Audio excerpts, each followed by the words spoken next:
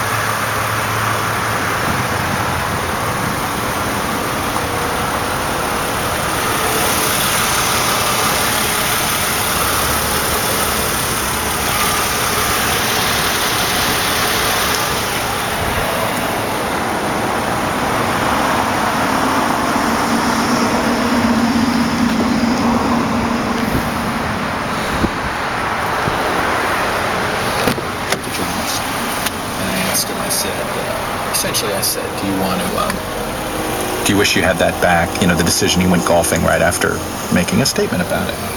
And he got a lot of criticism for it. Yes. And he said something to me. He said, I don't do the theatrics of the presidency very well.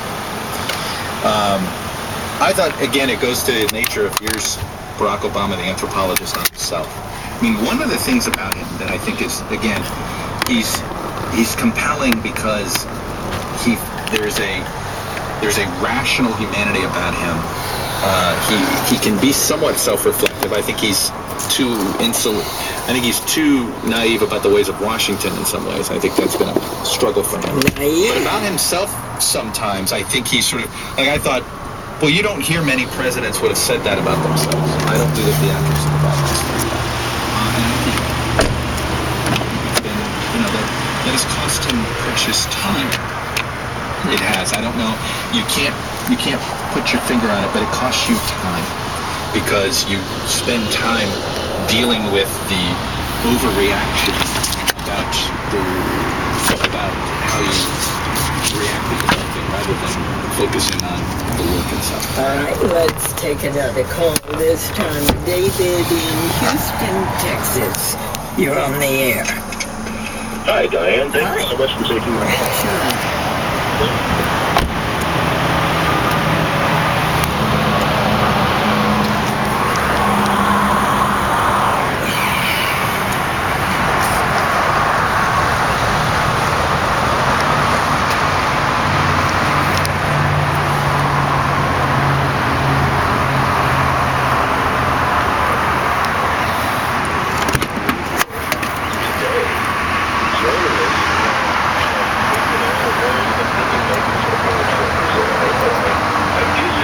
That is their role.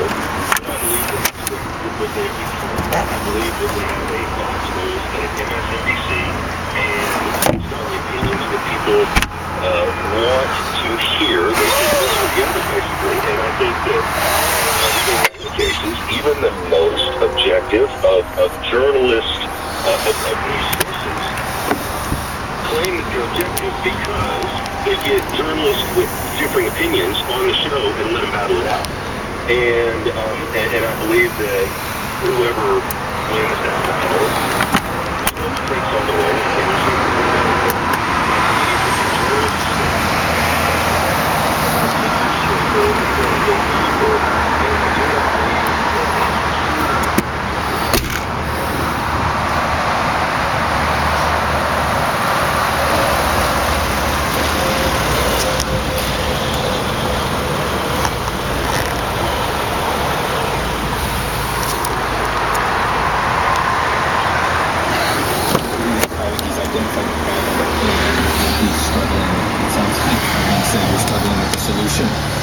in the same way we are. A business decision was made by Roger Ailes. It's pure and simple. He made a business decision, and it was just successful with what was done. And Fox targeted the niche audience. Frankly, by the way, this is just a news business anymore. The identity, whether it's having the Home and Garden Network television, or Animal Planet, or Fox News, MSNBC Center.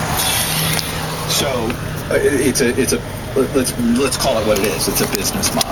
I do think what it's done, and I understand the caller's critique when he says, I use gatekeeper. I'm not saying, I don't know if they're good gatekeepers or bad gatekeepers. We are the gatekeepers or the filters or however you want to describe us, whether we like it or not.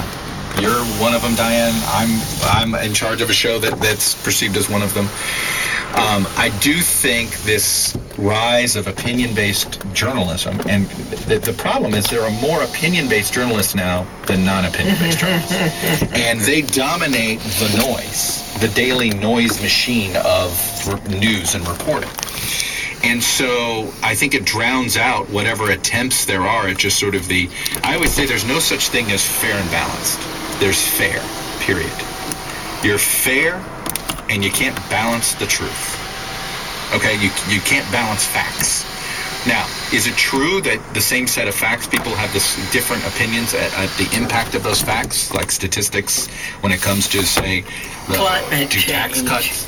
Right, let's talk about tax cuts. Do tax cuts create jobs or not? Right.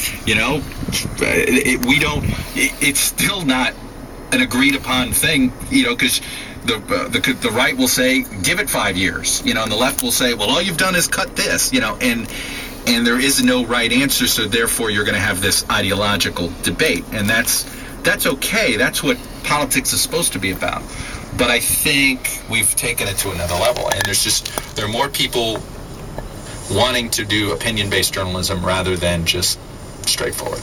Here's an email from Jim. Do you think Obama wants to see a Hillary Clinton presidency? Here's what I think Barack Obama wants, is I do believe he's of student history. A Democrat succeeding him